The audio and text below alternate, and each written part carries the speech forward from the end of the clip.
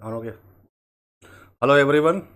Very good afternoon and welcome to all of you.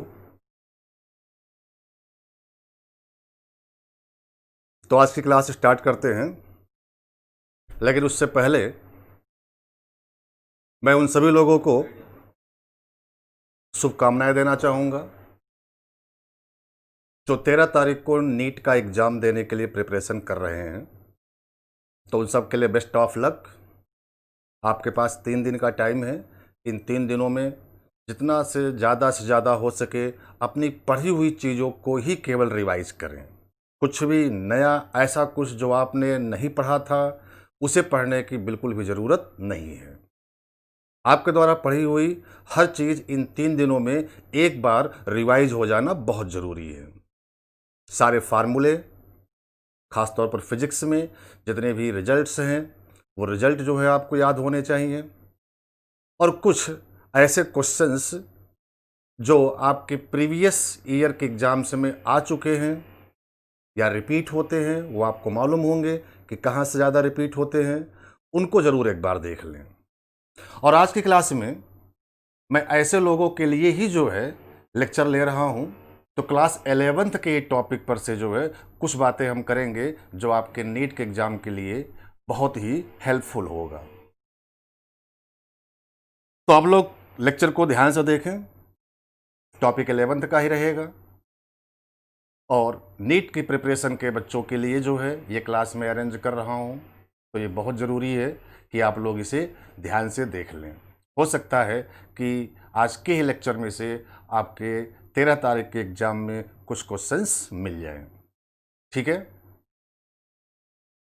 तो आप लोग अपने कमेंट बॉक्स में मेंशन करेंगे हमें, ताकि मुझे पता चले कि आप क्वेश्चंस को सीख पा रहे हो। तो चलिए, जो टॉपिक मैं ले रहा हूँ वो है बहुत ही सिंपल सा टॉपिक है, जिस पर से क्वेश्चन जो है अक्सर पूछे जाते हैं। खास तौर पर नीट वगैरह के एग्ज़ाम में लगभग हर साल पूछे ही जाते हैं। ठीक है, बहुत ही सिंपल सी चीज़ है, कॉन्स्टेंट रिलेशन पढ़ा होगा आप लोगों ने। ठीक है, ये रिलेशंस आपको याद करने हैं। हम आपको उन्हीं रिलेशंस पर जो है कुछ क्वेश्चंस की प्रैक्टिस कराने चल रहे हैं। ठीक, तो पहले कांस्टेंट रिलेशंस होते क्या हैं उसको मैं आपको बताऊंगा, और उनके ऊपर जो है कुछ ऐसे क्वेश्चंस देखेंगे जो आपके कंपटीशन के पॉइंट ऑफ व्यू से बहुत इंपॉर्टेंट होंगे।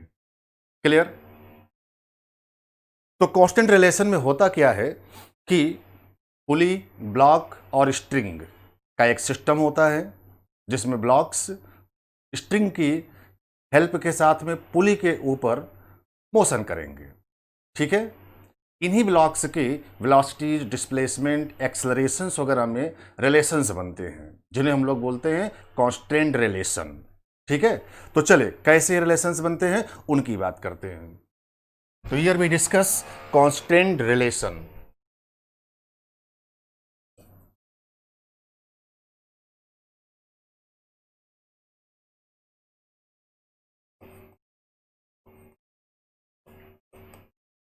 कांस्टेंट रिलेशन, ठीक।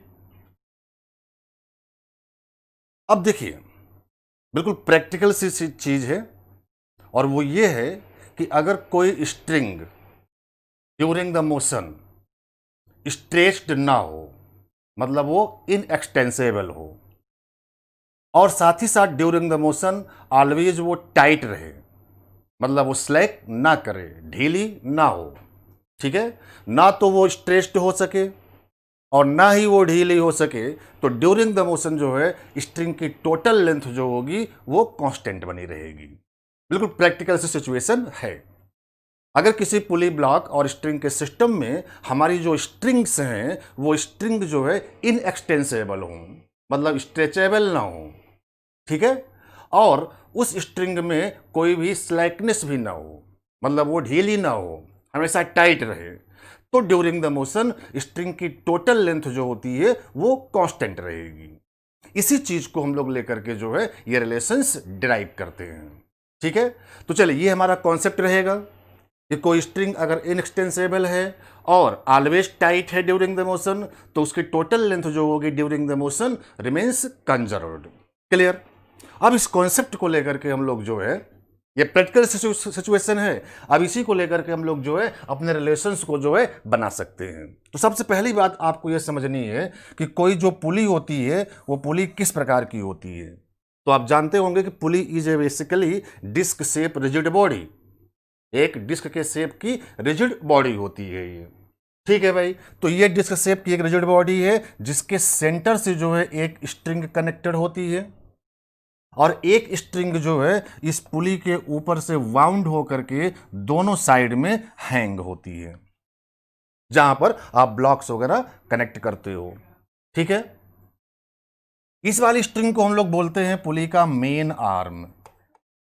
This is called main arm of the पुली, या कभी कभी हम लोग इसको पुली का एक्सल भी बोलते हैं, जो कि इसके सेंटर से कनेक्टेड है। ये हमारी पुली जहां जहां कहीं पर भी जाएगी ये मेन आर्म भी जो है वहां वहां पर जाएगा, बिकॉज मेन आर्म जो है पुली के साथ में कनेक्टेड है। ये वाली जो साइड है, ये वाली जो स्ट्रिंग्स हैं जो इसके दोनों साइड्स में हैंग्ड हैं, इनको हम लोग बोलते हैं side arm of the pulley. This is called side arm of pulley. ये साइड आर्म जहां से ब्लॉक्स वगैरह हम लोग लगाएंगे इस पुली के ऊपर जो है स्लिप करेगी ऊपर नीचे ऐसे, ठीक है। अब ये हमारी जो पुली है किसी भी पर्टिकुलर क्वेश्चन में 3 प्रकार से जो है इन्वॉल्व हो सकती है। कितने प्रकार से भाई? 3 प्रकार से, ठीक। तो उन तीनों केसेस को अपने को देखना है। उन्हीं 3 केस के जो रिलेशन हमारे सामने आएंगे वो रिलेशन आपको याद करके रखना है, ठीक है। ऑब्जेक्टिव क्वेश्चंस आपको सॉल्व करने हैं तो आपको डेरिवेशन की रिक्वायरमेंट नहीं है। जो डेरिवेशन करके हम लोग यहाँ पर रिजल्ट अभी ऑब्टेंड करेंगे उस रिजल्ट को याद रखना है और उन्हीं रिजल्ट का हम लोग डायरेक्ट एप्लीकेशन करके प्रॉब्लम्स को सॉल्व करेंगे, ठीक है।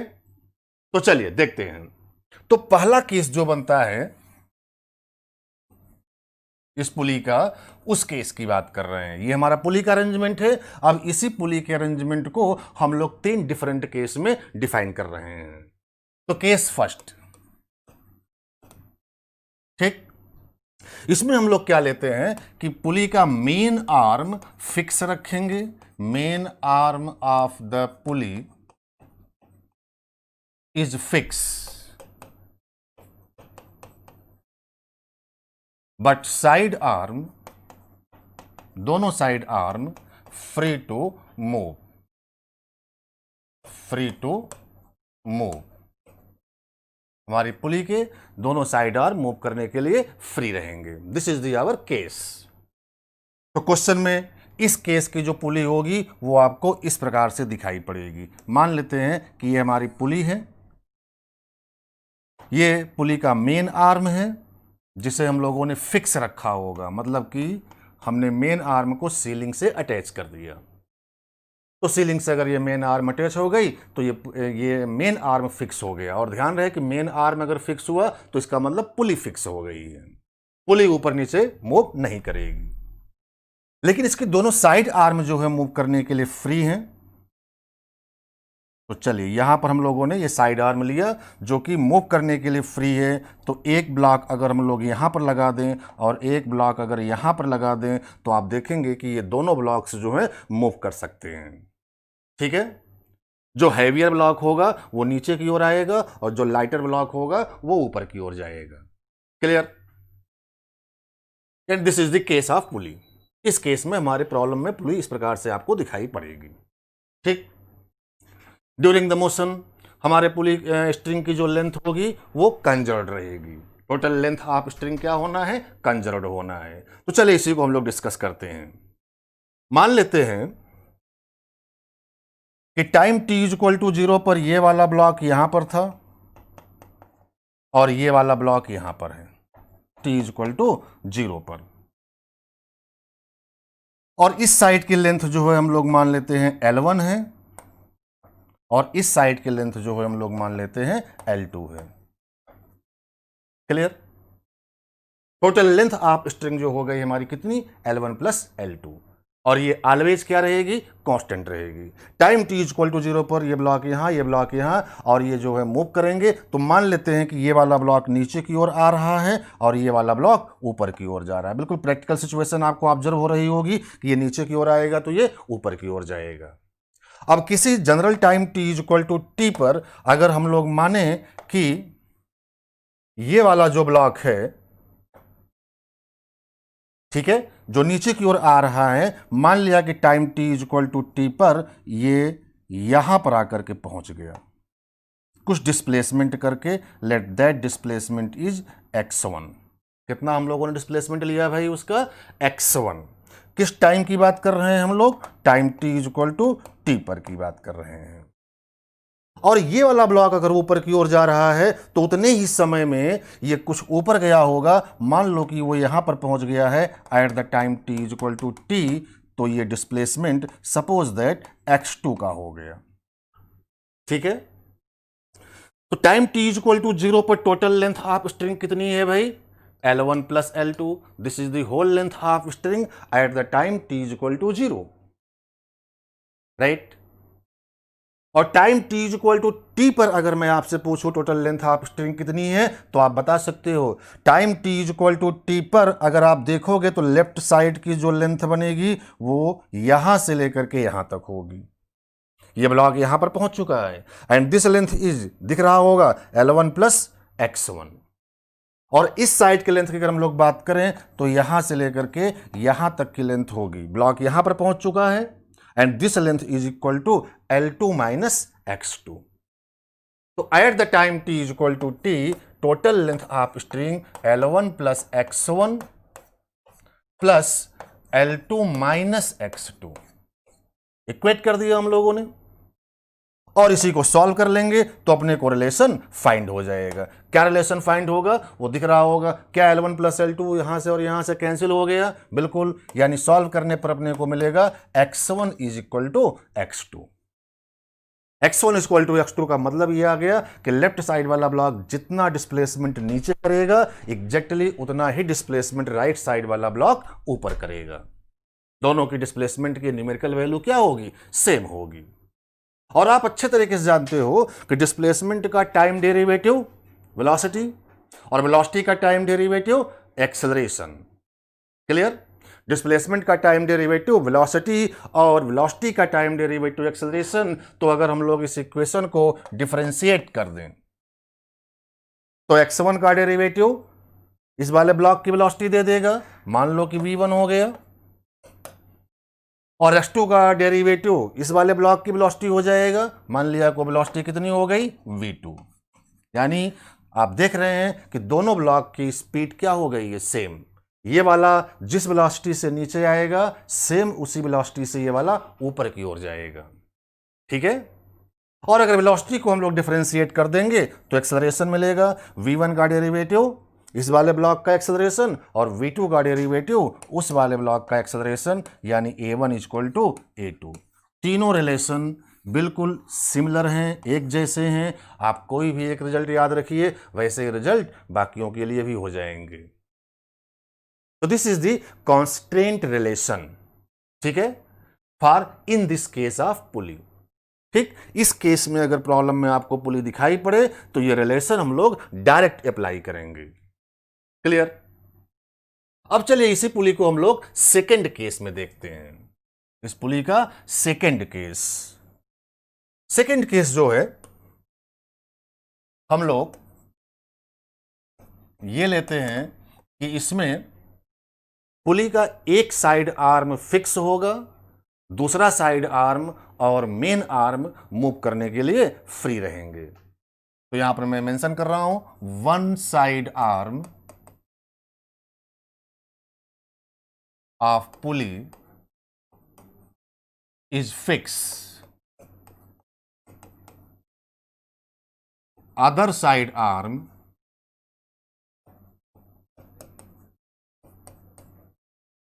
and main arm is free to move. Clear? This is our case. सबको ये बात समझ में आ रही होगी। इस केस में हम लोग पुली का एक साइड आर्म फिक्स रखते हैं, दूसरा साइड आर्म और इसका मेन आर्म जो है मूव करने के लिए फ्री रहेगा। ठीक, तो प्रॉब्लम में देखिए कैसे दिखेगा वो यहां पर दिखा रहे हैं। मान लो कि ये अपनी पुली है, दिस इज पुली। इसका लेफ्ट साइड वाला आर्म जो है वो हम लोगों ने फिक्स रखा है, बांध के रखा है। यहां पर ये वाला पॉइंट जो है स्ट्रिंग का यहां पर फिक्स हो गया है।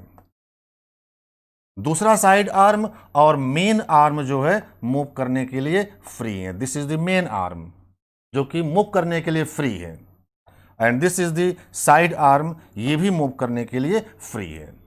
और मान लो कि ये दोनों ऊपर की ओर अगर मूव कर रहे हैं तो ऊपर की ओर जा रहे हैं, नीचे भी जा सकते हैं, कोई एक ऊपर और कोई एक नीचे, कुछ भी हो सकता है। बट यहां पर हम लोग स्टैंडर्ड रिजल्ट की बात कर रहे हैं तो उसके लिए हम लोग एक ही डायरेक्शन में मूव कराते हैं।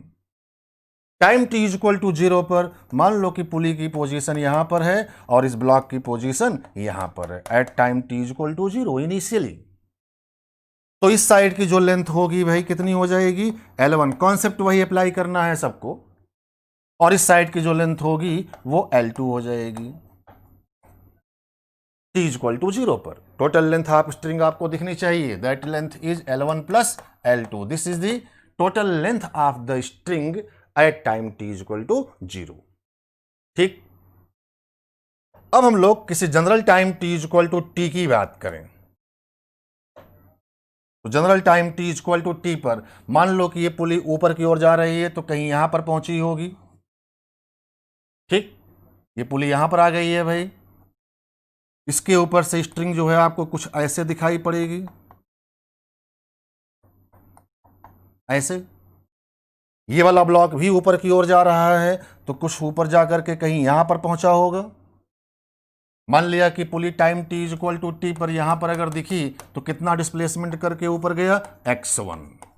x1 is what, displacement of the पुली। और ये ब्लॉक यहां से उठ करके ऊपर गया तो कुछ डिस्प्लेसमेंट करके ऊपर गया होगा, मान लिया कि वो डिस्प्लेसमेंट x2। तो x2 is the displacement of the block. Time t is equal to 0 पर पूरे सिस्टम की जो लेंथ है, स्ट्रिंग की जो लेंथ है वो L1 प्लस L2 है, एंड सेम यही लेंथ जो है time t is equal to t पर भी होना चाहिए। तो बताइए time t is equal to t पर इस साइड की जो लेंथ होगी कितनी होगी। पुली तो यहां से यहां पहुंच गया, डोरी ऐसे आपको दिख रही है, यहां पर फिक्स है ये, तो टोटल लेंथ जो इस साइड की बनेगी वो ये लेंथ बनेगी। कितनी हो रही है, L1 प्लस x1। तो इस साइड की लेंथ तो हो गई L1 प्लस x1। ठीक है, ऐसे राइट साइड की लेंथ की अगर हम लोग बात करें तो ब्लॉक यहां से यहां पे आ चुका है, पुली यहां से यहां पहुंच चुकी है, तो जो लेंथ बनेगी दैट लेंथ इज दिस। और ये जो लेंथ होगी वो आपको ज्योमेट्री से दिखनी चाहिए। दिस लेंथ इज व्हाट, यहां से लेकर के यहां तक की लेंथ कितनी हो गई, L2 माइनस x2 में कितना ऐड कर दें, x1।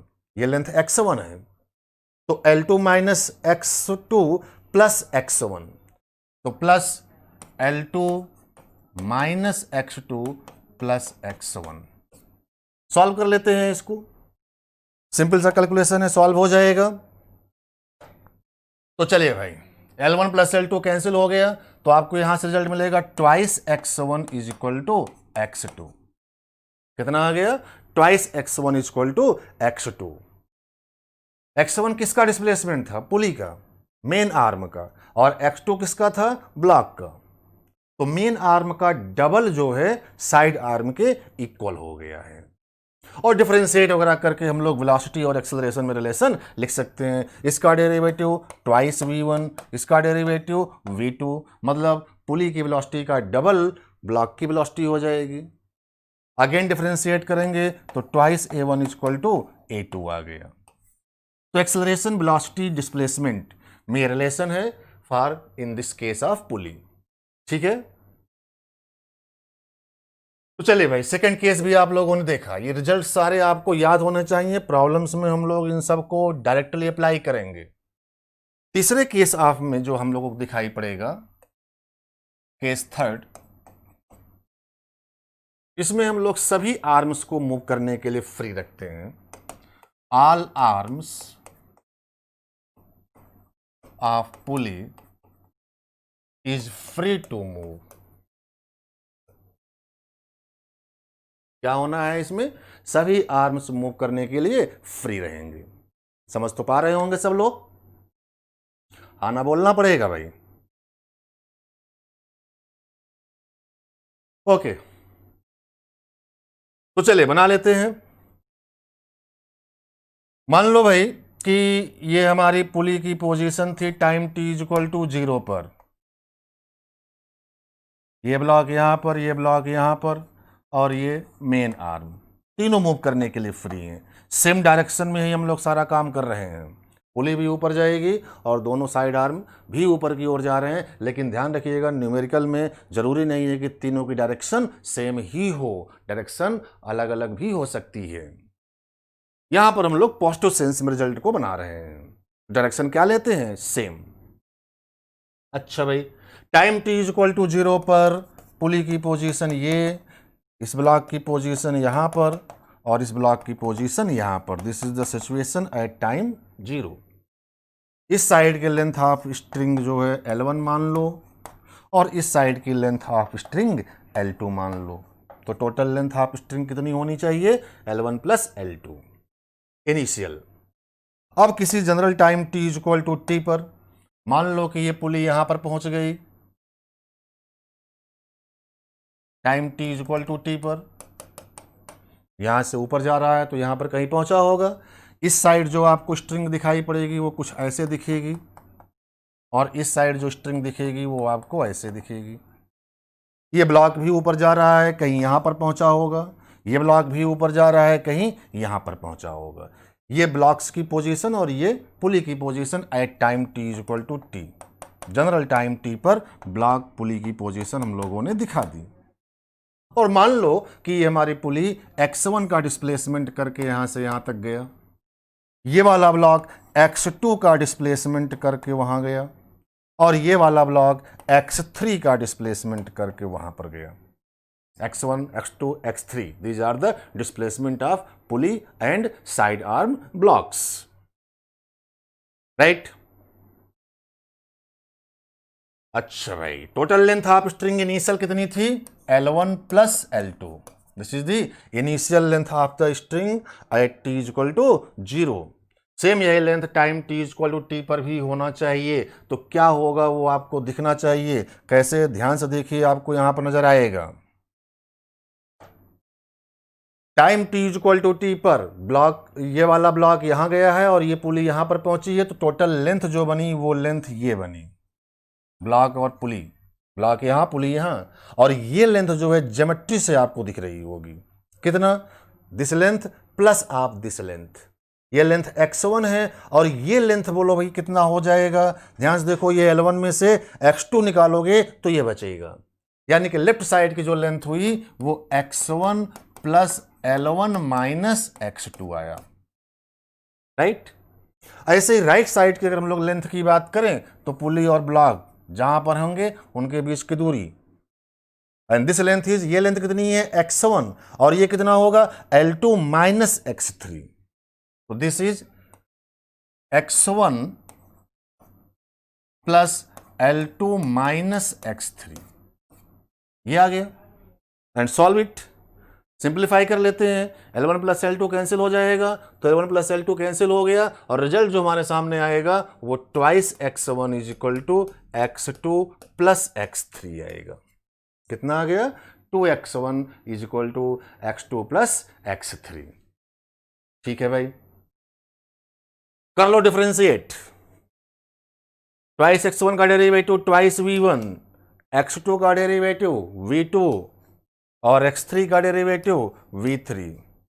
This is the relation between velocities. Again differentiate, twice a1 is equal to a2 plus a3। तो ये हमारे कांस्टेंट रिलेशन हुए केस थर्ड के, ठीक। अब यही तीनों केस के जो रिजल्ट है, इन तीन केस के अलावा और कोई केस पॉसिबल नहीं होता है स्प्रिंग ब्लॉक पुली के सिस्टम में। इन्हीं तीनों केस का हम लोग डायरेक्ट एप्लीकेशन किसी भी पर्टिकुलर क्वेश्चन में करेंगे, ठीक। तो चलिए इन तीनों रिजल्ट को एक बार फिर से मैं आपके सामने रख दे रहा हूं, जिससे आपको याद रखना होगा और इसका एप्लीकेशन प्रॉब्लम में करना होगा। तो पहले केस में हम लोगों ने जो लिया था वो आप ये देखिए, फिगर, पुली फिक्स है, दोनों साइड आर्म मूव करने के लिए फ्री है। This is the case first. दूसरे केस में जो हम लोगों ने लिया था वो ये था, एक साइड आर्म फिक्स है, दूसरा साइड आर्म मूव करने के लिए फ्री है और मेन आर्म मूव करने के लिए फ्री है। दोनों को सेम डायरेक्शन में लिया था। अच्छा, यहां पर ये वाला अगर नीचे आएगा तो ये वाला ऊपर जाएगा। ये तो बिल्कुल प्रैक्टिकली ही आपको दिख रहा है। इसमें यही केवल एक केस पॉसिबल है, या तो ये नीचे आएगा तो ऊपर जाएगा, या ये नीचे आएगा तो वो ऊपर जाएगा। मतलब दोनों अपोजिट डायरेक्शन में ही चलेंगे। फर्स्ट केस में दोनों ब्लॉक्स जो हैं अपोजिट डायरेक्शन में ही चलेंगे, ठीक है। सेकेंड केस में ये फिगर बना। थर्ड केस में हम लोगों ने देखा था कि तीनों मूव कर रहे हैं, दोनों साइड के ब्लॉक्स भी मूव कर रहे हैं, पुली भी मूव कर रही है। तीनों को हमने सेम डायरेक्शन में चलाया था। रिलेशन क्या बना था? चलिए एक्सेलरेशन पर रिलेशन की बात करें। अगर इसका a1 माने, इसका a2 माने, तो इस केस में a1 is equal to a2 आ गया था। क्यों भाई? a1 इक्वल टू a2 आ गया था। इस वाले केस में अगर हम लोग ये a1 माने और ये a2 माने, तो इस वाले का डबल इसके इक्वल आया था। Twice a1 is equal to a2 आ गया था। और इस वाले केस में अगर हम लोग ये a1 माने, ये a2 माने और ये a3 माने, तो आया था twice a1 is equal to a2 plus a3। ये तीन रिलेशन होते हैं जिन्हें हम लोग कांस्टेंट रिलेशन बोलेंगे यहां पर, ठीक। अब ध्यान से देखो, जो तीसरा वाला केस है वो एक जनरल केस बन रहा है। मतलब तीसरे वाले केस में हमारे पहले दोनों केस जो हैं ऑलरेडी इंक्लूड हैं। कैसे? देखिए, अगर मैं a1 को 0 कर दूं तो क्या ये हमारी पुली फिक्स हो गई? पुली फिक्स हो गई, ये दोनों मूव करने के लिए फ्री हैं अभी, तो फर्स्ट केस बन गया। चलो, रिलेशन में अगर a1 को 0 कर दो तो क्या मिलेगा? a2 plus a3 is equal to 0।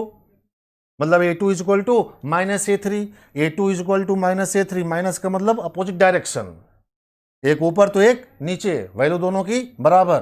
क्या ऐसा ही हो रहा है फर्स्ट केस में? बिल्कुल। चलिए, अगर मैं a2 को 0 कर दूं तो क्या ये फिक्स हो गया है? कौन सा केस बन जाएगा? Second case. a2 को 0 करने पर ये पुलिस सेकंड केस में आ गई। तो जरा रिलेशन में देखो, अगर a2 को 0 कर देंगे तो क्या आएगा? Twice a1 is equal to a3। मतलब इसका डबल इसके इक्वल, ये तो 0 हो चुका है, इसका डबल इसके इक्वल आ गया। तो क्या ऐसा ही तो हो रहा है, इसका डबल इसके इक्वल सेकंड केस में। तो इसका मतलब जो थर्ड केस है वो ऑलरेडी उसमें पहले दोनों केस इंक्लूड हैं।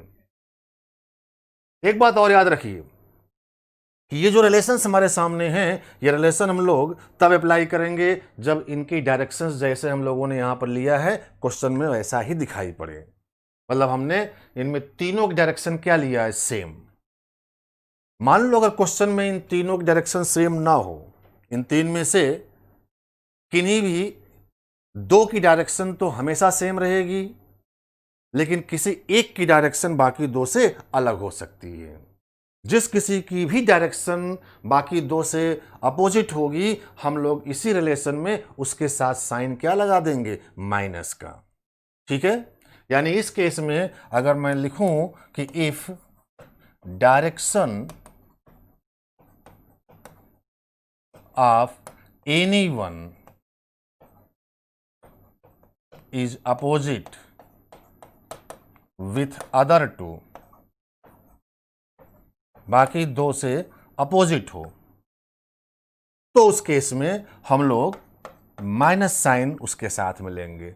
Then we take negative sign with it.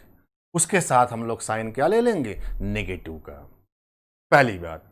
और दूसरी बात ये याद रखिएगा कि क्वेश्चन में कभी कभी ऐसा भी हो सकता है कि ये जो वेलोसिटी, डिस्प्लेसमेंट या एक्सेलरेशन जो हम लोगों ने लिए हैं वो स्ट्रिंग के लेंथ के अलोंग नहीं है।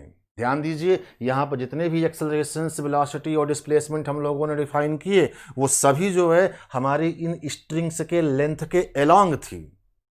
किसके अलोंग थी? स्ट्रिंग के लेंथ के अलोंग था। तब ये रिलेशन हमारे सामने आया। बट जरूरी नहीं है कि ये वेलोसिटीज, एक्सेलरेशन और डिस्प्लेसमेंट जो हम लोग सामने रिलेशन में आ रहे हैं वो स्ट्रिंग के लेंथ के अलोंग ही हो। अगर स्ट्रिंग के लेंथ के अलोंग नहीं है तो हम लोगों को उसके कंपोनेंट्स रिजॉल्व करने होंगे और वो कंपोनेंट्स यहां पर रखने होंगे जो स्ट्रिंग के लेंथ के अलोंग रहेगा। ठीक है, और रिलेशन हम लोग यही वाला अप्लाई करेंगे। बात समझ गए होंगे। चलिए अब इनको हम लोग एग्जाम्पल्स वगैरह में देखते हैं तो थोड़ी सी क्लियरिटी आपको और आएगी। मान लीजिए कि आपको यही एक सिंपल प्रॉब्लम दिया है कि एक स्प्रिंग ब्लॉक के सिस्टम में इस प्रकार से जो है कुछ मोशन हो रहा है। ये कोई पुली है जो ऊपर की ओर जो है, ये पुली ऊपर की ओर जा रही, डायरेक्शन आपको एरो से दिख रहा है, ये पुली ऊपर की ओर जा रही है किसी एक्सेलरेशन a1 से।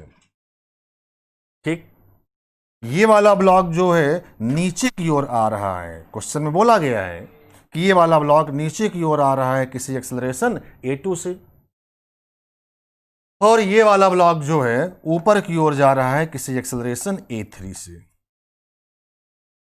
ठीक, तो पूछेगा कि बताइए इस a1, a2 और a3 में क्या रिलेशन होगा। What is the relation between acceleration a1, a2 and a3। तो दो तीन बातों को ध्यान में रखिएगा कि जो भी रिलेशन हम लोग बनाएंगे उसमें सभी वेलोसिटीज, एक्सेलरेशन या डिस्प्लेसमेंट हमारे स्ट्रिंग के लेंथ के अलोंग होना चाहिए, पहली बात। ठीक है, दूसरी बात, वो जो तीन रिलेशन पुली के तीनों केस को हम लोग अप्लाई डिस्कस किए, उन्हें अप्लाई करने के लिए डायरेक्शन जो है सबकी क्या होनी चाहिए, सेम। तो पहली बात तो ये बताओ कि ये हमारा पुली कौन से केस में है, थर्ड केस में। ये भी मूव कर रहा है, ये भी सब मूव कर रहे हैं, तो ये पुली किस केस में हो गई, थर्ड केस में। थर्ड केस में है और ये एक्सेलरेशन इनकी स्ट्रिंग के लेंथ के अलोंग ही है, वो तो दिख रहा है। ठीक, अब देखिए क्या इनमें डायरेक्शन सबकी सेम है, नहीं, इसकी और इसकी डायरेक्शन सेम है, बट इस वाले की क्या है, अपोजिट। तो जिसकी अपोजिट होगी उस पर साइन हम लोग कौन सा लगा देंगे, माइनस का। ध्यान रखिएगा, जिसकी भी अपोजिट होगी उस पर साइन क्या लगाया जाएगा, माइनस का। तो यानी किस पर लगेगा साइन, माइनस का, a2 के ऊपर। बाकी रिलेशन वही, क्या था वो रिलेशन, इस वाले का डबल करके इन दोनों के सम के बराबर करना है। मेन का डबल, साइड आर्म के सम के इक्वल। लेकिन जब इसको सम करेंगे तो इस पर साइन क्या लगाकर सम करेंगे, माइनस का। यानी यहां पर जो रिलेशन बना that is twice a1 equal to minus a2 plus a3, यानी a3 minus a2। This is the right answer. हमारे इस पर्टिकुलर क्वेश्चन का ये आंसर हो गया भाई। एक और देखिए,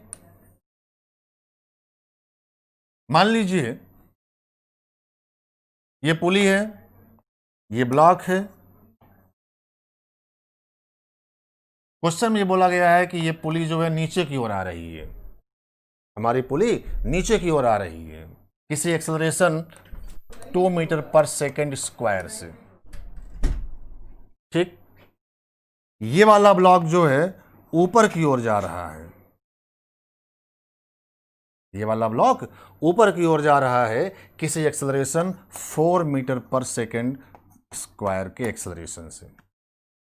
समझ गए होंगे। इस वाले ब्लॉक का एक्सेलरेशन अपने को नहीं पता, यही उसने पूछा है कि find out the acceleration of right side block. Simple सी प्रॉब्लम है, हम लोग इसको बड़ी आसानी से सॉल्व कर सकते हैं। अब ध्यान से देखिए, पुली थर्ड केस में है, इसका डबल करके इन दोनों के सम के इक्वल करना है। रिजल्ट तो अपने को मालूम है। अब ये वाला ब्लॉक ऊपर की ओर एक्सेलरेट करेगा कि नीचे की ओर एक्सेलरेट करेगा, ये अपने को भी अभी नहीं मालूम है। तो चलिए कोई एक डायरेक्शन मान लेते हैं, या तो ऊपर कर रहा होगा या तो नीचे, या ये भी हो सकता है कि एक्सेलरेट ही ना कर रहा हो, और अगर एक्सेलरेट नहीं करेगा तो ए की वैल्यू 0 आ जाएगी। तो हमारे ए की डायरेक्शन ऊपर होगी कि नीचे होगी, ये अपने को अगर नहीं पता तो सॉल्व करने के लिए हम लोग कोई भी एक डायरेक्शन मान लेते हैं। अगर वैल्यू पॉजिटिव आएगी तो जो डायरेक्शन हम मानेंगे वो सही होगा, और अगर वैल्यू नेगेटिव आएगी तो जो डायरेक्शन आपने माना है वो उसका अपोजिट ले लिया जाएगा। तो चलो मान लेते हैं कि ये ऊपर की ओर जा रहा है, माना है आपने, अभी अपने को मालूम नहीं है, गिवन नहीं है क्वेश्चन में, ये तो फाइंड करना है। तो हम लोगों ने सपोज कर लिया, लेट लिख दे रहे हैं यहां पर, लेट डायरेक्शन इज अपवर्ड। तो अब अप्लाई करते हैं, क्या इसका और इसका सेम हो गया? बट इस वाले का क्या है? अपोजिट। ये दोनों ऊपर हैं और ये वाला नीचे है, ये गिवन है और ये भी गिवन है। ये हम लोगों ने सपोज कर लिया है, ये दोनों आपको क्वेश्चन में दिए गए थे। ये वाले को फाइंड करना था, तो हम लोगों ने डायरेक्शन मान लिया कि ऊपर की तरफ है, अपवर्ड मूव कर रहा है विथ एक्सेलरेशन ए। ठीक है, अगर सही होगा तो पॉजिटिव आएगी ए की वैल्यू, और अगर डायरेक्शन ऊपर नहीं नीचे होगा तो वैल्यू नेगेटिव आ जाएगी। क्लियर? लगा दो रिजल्ट। इसका डबल करके इन दोनों के सम के बराबर करना है, लेकिन ध्यान रखिएगा कि ये अपोजिट डायरेक्शन में है, तो साइन इस पर क्या लगेगा? माइनस का। तो माइनस टाइम्स ऑफ इसका डबल कितना हो गया? -4। And this is equal to this plus this. इसका और इसका समेशन कर दो, यानी 4 + ए की वैल्यू कितनी आ गई भाई? -8 मीटर पर सेकंड स्क्वायर। कितना आ गया? -8 मीटर पर सेकंड स्क्वायर। इसका मतलब कि इस ब्लॉक का एक्सेलरेशन ऊपर नहीं, किधर होगा? नीचे की ओर, यानी कि this block is move downward with acceleration 8 metre per second square. समझ रहे होंगे? तो ये बहुत ही इंपॉर्टेंट पॉइंट्स हैं, इन्हें आपको क्लियर करके जाना है। क्वेश्चन बहुत ही आसानी से सॉल्व हो जाते हैं, विद इन सेकेंड में आप जो है इन सारी प्रॉब्लम्स को सॉल्व कर सकते हो। जैसे और एक देखते हैं। मान लीजिए ये पुली है, सीलिंग से अटैच है, ये फिक्स है। फर्स्ट केस की पुली हो गई है। एक स्ट्रिंग से इस ब्लॉक को हमने कुछ ऐसे लगा करके एक हॉरिजॉन्टल सरफेस के ऊपर चला रहे हैं। इधर जो है एक ब्लॉक ये ऐसे हैंग है। Let this is block A and this is the block B. Block A और ब्लॉक बी। ठीक, फ्रीली अगर हम लोग इसको ऐसे रिलीज कर देंगे तो ये अपने आप नीचे की ओर चलना शुरू करेगा और ये आगे की ओर चलना शुरू करेगा। प्रैक्टिकल सिचुएशन यही होगी कि ये ब्लॉक नीचे आएगा तो ये ब्लॉक आगे की ओर जाएगा। हाँ, अगर ऐसे ही मोशन होता रहे तो ऐसा भी हो सकता है कि ये ब्लॉक जो है ग्राउंड के कांटेक्ट को छोड़ करके ऊपर चलना शुरू कर दे। बट क्वेश्चन में बोला गया है कि block B is remain in contact with ground.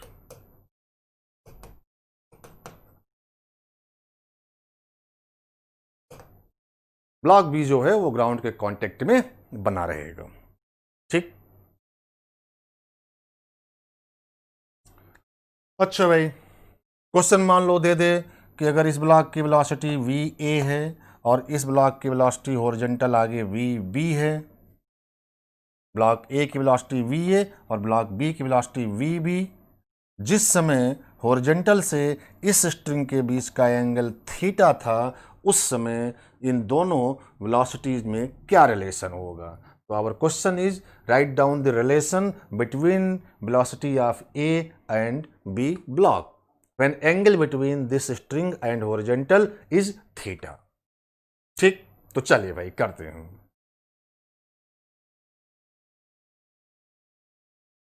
पहली बात बताइए कि पुली जो है हमारी किस केस में है? First case. Case of pulley is first. दोनों साइड के एक्सेलरेशन वेलोसिटी वगैरह क्या होने हैं? सेम। यही रिजल्ट है हमारा। दूसरी बात ये बताइए कि इस साइड की जो ये स्ट्रिंग है, उस स्ट्रिंग का ये पॉइंट हमारे इस ब्लॉक से कनेक्टेड है। बिल्कुल। और ब्लॉक अगर हॉरिजॉन्टली आगे की ओर जा रहा है तो स्ट्रिंग का ये पॉइंट भी क्या हॉरिजॉन्टली आगे जा रहा होगा? बिल्कुल। तो बताइए कि इस साइड के स्ट्रिंग की जो वेलोसिटी होगी, क्या वो वेलोसिटी स्ट्रिंग के लेंथ के अलोंग है? नहीं। इस साइड के स्ट्रिंग की लेंथ की वेलोसिटी जो है वो वी बी हॉरिजॉन्टल डायरेक्शन में है, उसके लेंथ के अलोंग नहीं है। और रिजल्ट जो हम लोग अप्लाई करेंगे उसमें सारी वेलोसिटीज लेंथ के अलोंग होनी चाहिए। तो लेंथ के अलोंग होनी चाहिए, तो चलिए हम लोग कर लेते हैं भाई लेंथ के अलोंग। कैसे करेंगे उसको समझिए। अगर ये एंगल थीटा है तो हमें इस वेलोसिटी वी बी का एक कंपोनेंट मिलेगा जो स्ट्रिंग के लेंथ के अलोंग होगा, and that component is this, ऊपर की तरफ। वेक्टर में हम लोग इस बात को पढ़ते हैं। तो इसका एक कंपोनेंट इस लेंथ के अलोंग जो आएगा, that component is V B cos theta. ये कंपोनेंट कितना हो गया? V B cos theta. ठीक, यानी हमारी स्ट्रिंग की इस साइड की जो वेलोसिटी है इसके लेंथ के लॉन्ग, वो वी बी कॉस थीटा है, और इस साइड की जो वेलोसिटी है लेंथ के अलॉन्ग वी ए के बराबर है।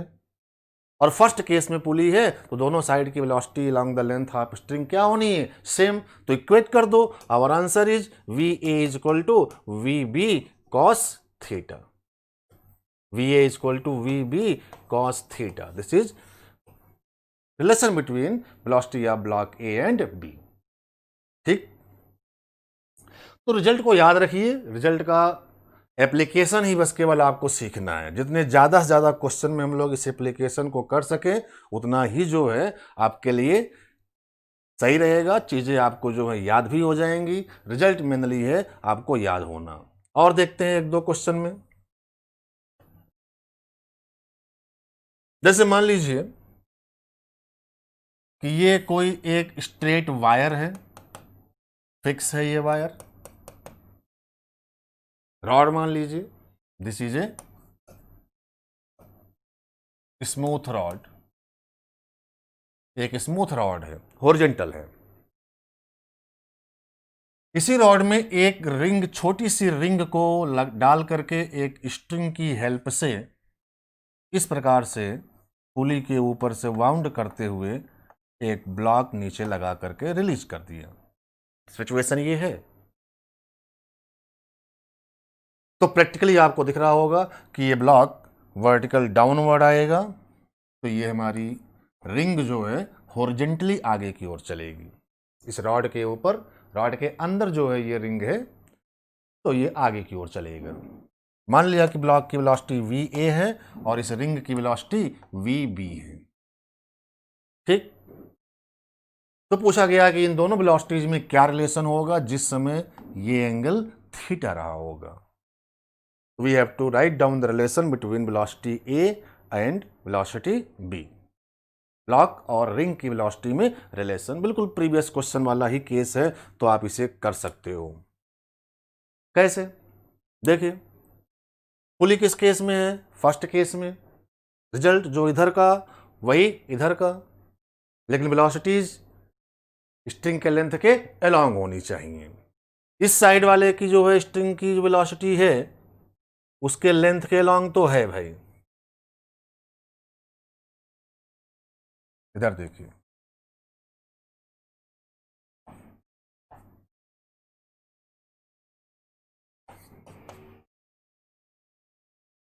बट इस वाले साइड की अगर वेलोसिटी की बात करें तो ये रिंग हमारी हॉरिजॉन्टली अगर आगे की ओर जा रही है तो स्ट्रिंग का ये पॉइंट भी हॉरिजॉन्टली आगे जा रहा होगा। इसके लेंथ के अलोंग ये वेलोसिटी नहीं है तो हमें उसका एक कंपोनेंट मिलेगा बिल्कुल वैसे ही, and here component is V B cos theta, नीचे की तरफ। ठीक, अब ये फर्स्ट केस की पुली है तो रिजल्ट अप्लाई कर दो। ये वेलोसिटी और ये वेलोसिटी क्या होनी चाहिए? सेम। तो again here answer is V A is equal to V B cos theta. Clear है? समझ में आ गई होगी बात ये। ठीक है भाई, तो चलिए, ये रिजल्ट्स आपको समझ में आ गए।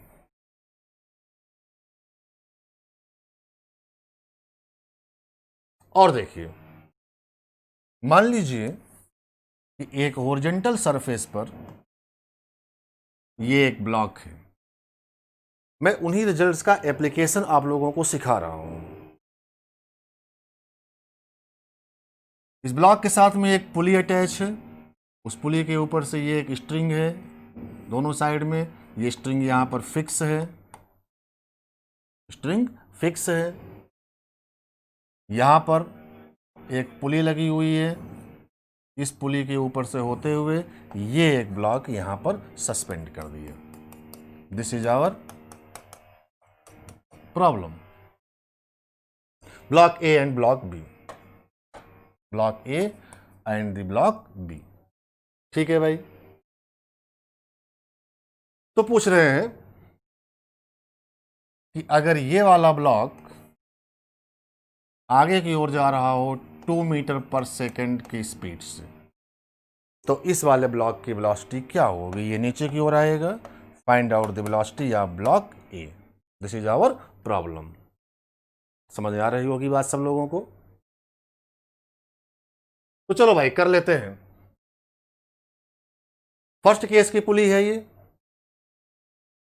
सेकंड केस की पुली है ये कौन से केस की पुली है भाई? फर्स्ट केस की पुली है। तो हम लोग अच्छे तरीके से जानते हैं फर्स्ट केस की पुली में दोनों साइड का वेलोसिटी क्या होगा? सेम। इस साइड की वेलोसिटी आपको दिख रही है, कितनी है भाई? ब्लॉक ए से लगा है, वी माना हुआ है, तो ये वाला साइड जो है, मान लो कोई एक पॉइंट है यहाँ पर स्ट्रिंग में, इसके लेंथ के अलॉन्ग ही वो वेलोसिटी कितनी है? वी के इक्वल। यही वी निकालना है अपने को। तो इस वाले पॉइंट की भी वेलोसिटी, दोनों की वेलोसिटी सेम होनी चाहिए, इधर का। तो स्ट्रिंग के लेंथ के लॉन्ग ये नीचे आएगा, तो ये पॉइंट आगे की ओर जाएगा v से। फर्स्ट केस की पुली का रिजल्ट अप्लाई हो गया। यहां पे आ जाओ, ये हमारा सेकंड केस की पुली है। सेकंड केस की पुली में आप दिख रहा है मेन आर्म ब्लॉक बी से लगा है, ब्लॉक बी हॉरिजॉन्टली आगे की ओर जा रहा है, तो मेन आर्म भी आगे की ओर जा रहा होगा। किससे? 2 से। और ये साइड फिक्स है, और हम लोग रिजल्ट जानते हैं कि मेन का डबल साइड के इक्वल, तो इसका डबल करके इसके इक्वल कर लो, यानी कि 4 इक्वल टू वी। वी की वैल्यू कितनी आ गई भाई? 4 मीटर पर सेकेंड, यानी ब्लॉक ए की जो वेलोसिटी होगी that is equal to 4 metre per second. ठीक है, तो छोटे छोटे क्वेश्चंस बनते हैं, और इन रिजल्ट्स का एप्लीकेशन जो है उन्हीं में करके हमारे उन पर्टिकुलर क्वेश्चंस के आंसर निकालने होते हैं। क्लियर? और देख लो, मान लो कि सिचुएशन कुछ इस प्रकार से हो,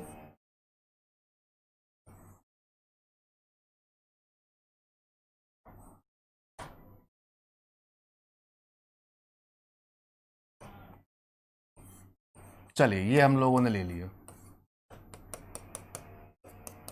3 ब्लॉक लिए, फिगर आपके सामने ये है। अब क्वेश्चन में ये बोल रहा है ये ब्लॉक ए है, ये ब्लॉक बी है, और ये ब्लॉक सी है। क्वेश्चन में ये बोल रहा है कि ब्लॉक ए आगे की ओर जा रहा है 2 मीटर पर सेकेंड की स्पीड से, ब्लॉक सी भी ऊपर की ओर जा रहा है 2 मीटर पर सेकेंड से। ये गिवन है आपको। ब्लॉक ए और ब्लॉक सी की वेलोसिटीज आपको क्वेश्चन में उसने मेंशन कर दिया है कि अगर ब्लॉक ए आगे की ओर जाए 2 से, और ब्लॉक सी ऊपर की ओर अगर जाए 2 से, चीज है गिवन कंडीशन, तो बताइए ब्लॉक बी की वेलोसिटी क्या होगी? ब्लॉक बी आगे की ओर जाएगा कि पीछे की ओर जाएगा, और कौन सी स्पीड से जाएगा? यानी we have to find out the velocity of block B. Clear? तो चलिए कर लेते हैं। अब हमें नहीं पता है कि ब्लॉक बी आगे जा रहा है पीछे जा रहा है, तो कोई एक डायरेक्शन मान लो आप। चलो मान लेते हैं कि ब्लॉक बी जो है वो आगे की ओर जा रहा है, सही होगा तो पॉजिटिव आएगा, गलत होगा तो नेगेटिव आ जाएगा। ब्लॉक बी आगे की ओर जा रहा है किसी स्पीड v से, हमें यही v चाहिए, प्लस में आएगा डायरेक्शन जो आपने माना है वो सही है, और माइनस में आएगा तो डायरेक्शन उसी का अपोजिट कर लेंगे हम लोग। तो अप्लाई करते हैं। ये वाली पुली कौन से केस में है? फर्स्ट केस में। इस साइड को आप देख रहे हैं 2 से आगे की ओर, तो ये साइड वाला जो है 2 से नीचे की ओर आ रहा होगा। ये वाली पुली भी फर्स्ट केस में है, ये साइड आगे की ओर v से, तो ये वाला साइड ऊपर की ओर जाएगा। ध्यान रखिएगा ये आगे आपने माना है, तो ये वाला पॉइंट ऊपर की ओर जाएगा, किससे? v से। v से गया होगा भाई, ठीक। और ये पुली थर्ड केस में है। कौन से केस में? थर्ड केस में। इसका मेन आर्म 2 से ऊपर की ओर जा रहा है, ये 2 से नीचे की ओर, और ये v से ऊपर की ओर, तो इसकी और इसकी तो डायरेक्शन सेम है, बट इस वाले की डायरेक्शन क्या है? अपोजिट। तो जिसकी अपोजिट होगी उस पर साइन क्या लगाते हो आप? माइनस का। बाकी रिजल्ट वही अप्लाई करो, इसका डबल करके दोनों के सम के इक्वल, लेकिन इस पर साइन क्या लगेगा? माइनस का। तो चलो इसका डबल कर लो, इसका डबल किया तो कितना आ गया? 4, 2 का double 4, and this is equal to -2, क्योंकि ये अपोजिट में था तो साइन क्या लगेगा? -2 प्लस v। साइन का ध्यान रखिएगा, जो अपोजिट होगा उस पर साइन हम लोग क्या लगा देंगे? माइनस का।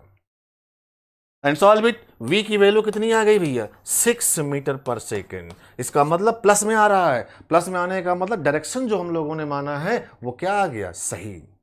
यानी ये वाला ब्लॉक निश्चित तौर पर आगे ही जाएगा। कौन सी वेलोसिटी से जाएगा? वो 6 मीटर पर सेकेंड की स्पीड से जाएगा।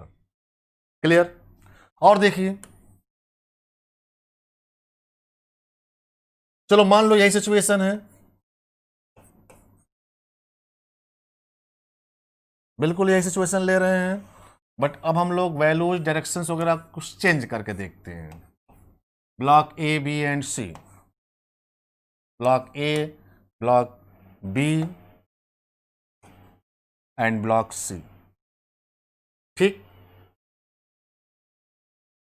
चले अब इसको हमने आगे की ओर लिया 2 मीटर पर सेकेंड से, इसे हमने आगे की ओर लिया 4 मीटर पर सेकेंड से। इस वाले ब्लॉक की वेलोसिटी पूछ लिया, find out the velocity of block C. तो काम वही करना है भाई। बोलो क्या अप्रोच होगा करने का? बताना पड़ेगा। तो ब्लॉक बी और ब्लॉक ए की वेलोसिटी आगे की ओर, तो ब्लॉक सी की वेलोसिटी क्या होगी उसे पता करने के लिए कोई एक डायरेक्शन मान लो, या तो ऊपर या तो नीचे। तो चलो मान लिया कि ये ऊपर की ओर जा रहा है, किससे भैया? वी से। समझ रहे हो सब लोग? और लगा लो अपना एप्लीकेशन, कर लो रिजल्ट का। फर्स्ट केस की पुली, ये साइड 2 से आगे, तो ये वाला साइड 2 से नीचे, कोई दिक्कत नहीं आनी चाहिए। ये वाला भी फर्स्ट केस की पुली, ये साइड 4 से आगे की ओर, तो ये वाला साइड 4 से ऊपर की ओर, ध्यान रहे वो आगे की ओर, तो ये ऊपर की ओर। ये थर्ड केस की पुली हो गई है, थर्ड केस की पुली हो गई जिसमें ये वाला और ये वाला सेम डायरेक्शन में है, बट ये वाला अपोजिट में। तो अपोजिट वाले पर साइन क्या लगा लोगे? माइनस का। तो क्या रिजल्ट बना? मेन का double, twice V is equal to this plus this, but इस पर साइन माइनस, तो -2 + 4।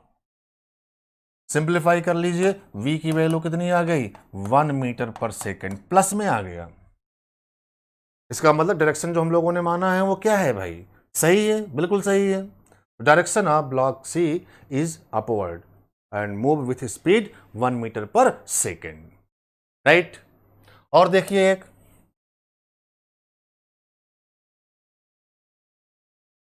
मान लो सिचुएशन यही है,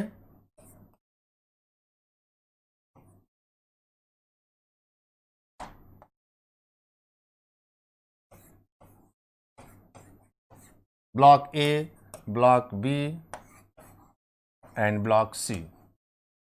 ठीक, ये फिगर आपके सामने है।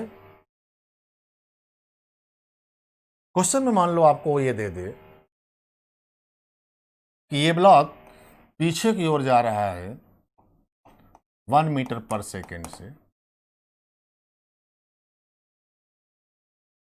और ये वाला ब्लॉक भी पीछे की ओर जा रहा है 2 मीटर पर सेकेंड से।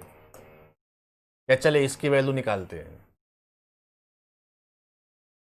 क्वेश्चन में आपको ये दे दे कि फाइंड आउट दी, ध्यान से देखिएगा, find out velocity of B, block B की वेलोसिटी चलिए बताइए, such that velocity of block C is 0, such that velocity of block C is 0, मतलब कि ब्लॉक सी मूव ना करे, रेस्ट पर रहे।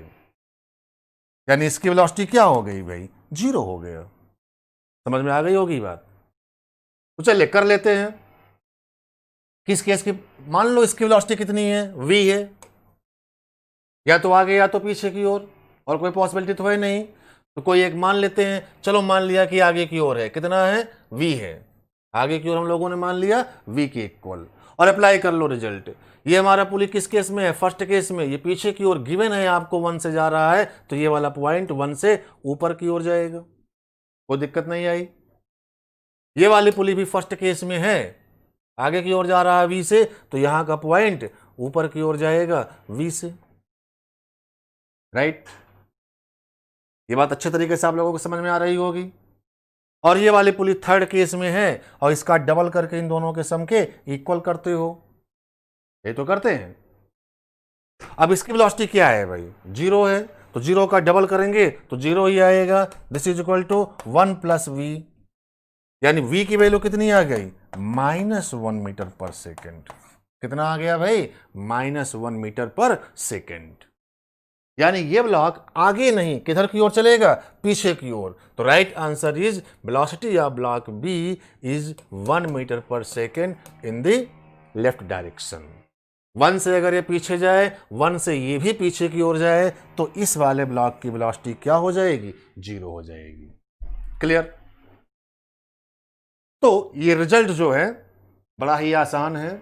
इन पर क्वेश्चन अक्सर जो है पूछ लिए जाते हैं, इस प्रकार से बना करके लगभग हर साल जो है इन पर आ ही जाते हैं 1-2 क्वेश्चन। तो मैं समझता हूं कि अगर रिजल्ट आपको याद रहेगा तो आप इसका एप्लीकेशन जो है क्वेश्चन में करके आंसर निकाल सकते हैं। ठीक, तो चलिए अगली क्लास में भी जो है हम लोग नीट के लिए ही जो है कुछ और ऐसे ही जो है अच्छे केसेस को लेकर के आपके सामने हम डिस्कस करेंगे। ठीक, तो नेक्स्ट क्लास में मिलते हैं और देखते हैं उन रिजल्ट्स का एप्लीकेशन। ठीक, okay, thank you very much.